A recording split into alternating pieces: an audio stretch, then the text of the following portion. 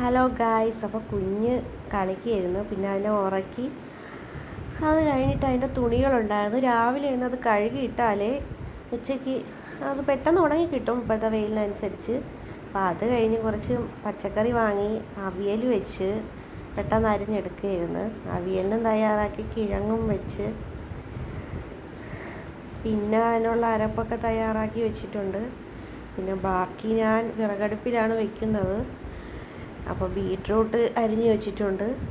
ഓയിലൊഴിച്ച് നമ്മുടെ ബീട്രൂട്ട് സവാളയൊക്കെ ചേർത്ത് വെച്ചിരിക്കുകയാണ്. അപ്പോൾ അത് ഞാൻ ഒന്നിട്ട് കൊടുക്കുകയായിരുന്നു.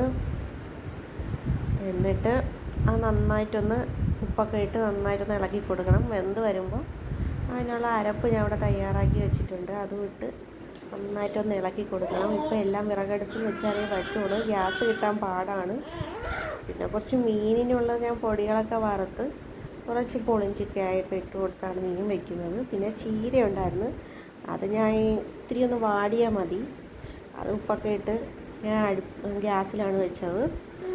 പിന്നെ അതിനുള്ള അരപ്പ് ഇട്ട് പെട്ടെന്ന് തയ്യാറാവും. 5 മിനിറ്റ് പോലും വേണ്ട, അവിടെ ചീര തയ്യാറായിട്ടുണ്ട്. അപ്പോഴത്തേക്ക് ബീട്രൂട്ട് തോരനും മീൻ കറിയൊക്കെ റെഡി ആയിട്ടുണ്ട്. ഇതൊക്കെയാണ് ഇന്നത്തെ ചെറിയ വിശേഷം.